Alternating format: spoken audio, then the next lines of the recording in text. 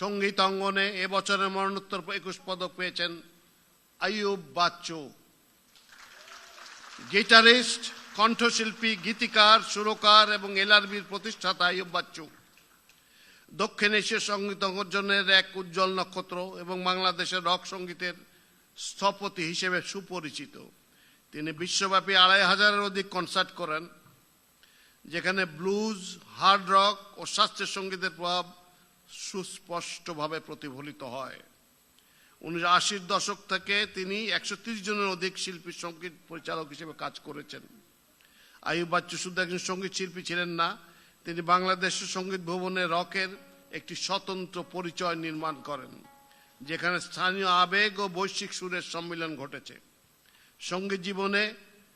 সঙ্গীতে জীবনব্যাপী ভূমিকার জন্য আইয়ুব বাচ্চুকে এবছরের 21 পদক মরণোত্তর ভূষিত করা হলো।